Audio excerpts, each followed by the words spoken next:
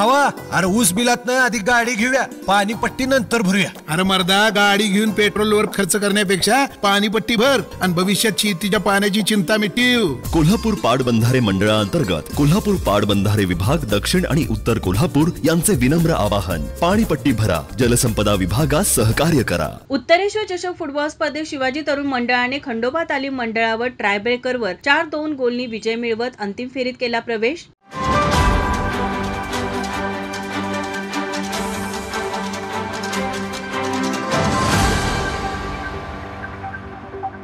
उत्तरेश्वर प्रासादिक वाघाची तालीम मंडळ आयोजित उत्तरेश्वर चषक स्पर्धेत आज खंडोबा तालीम मंडळ विरुद्ध श्री शिवाजी तरुण मंडळ या संघांमध्ये सामना खेळवला गेला. दोन्ही संघ तुल्यबळ असल्याने दोन्ही संघांचे समर्थक आणि फुटबॉल प्रेमींनी सामना पाहण्यासाठी गर्दी केली होती. सुरुवातीपासूनच दोन्ही संघांनी वेगवान चढाया केल्या, पण गोल करताना दोन्ही संघांना यश आले नाही. मध्यांतरापर्यंत दोन्ही संघांच्या गोलने आपली गोल सुरक्षित ठेवण्यात यश मिळवले. मध्यांतरापर्यंत हा सामना गोल शून्य राहिला. उत्तरार्धात दोन्ही संघांनी जोरदार चढाया सुरू केल्या.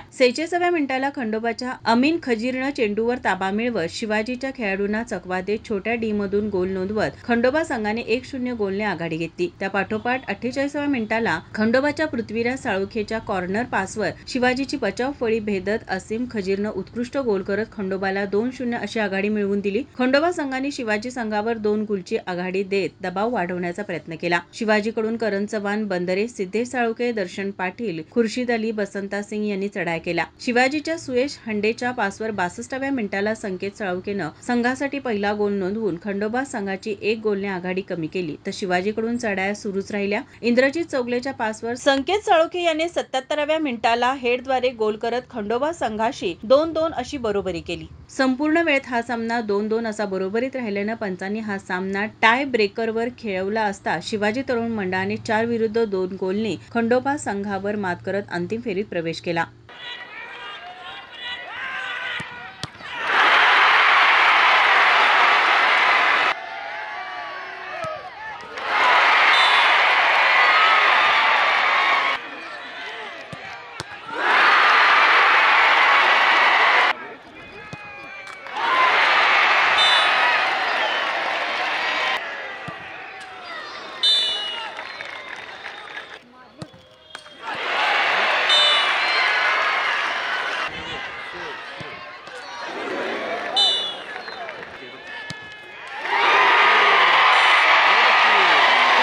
उद्याचा सामना पीटीएम विरुद्ध बालगोपाल तालीम मंडळ यांच्यात दुपारी 4 वाजता खेळवला जाणार आहे. माझा महाराष्ट्र न्यूज कोल्हापूर. ताज्या घडामोडी पाहण्यासाठी माझा महाराष्ट्र न्यूजला आजच सबस्क्राईब करा.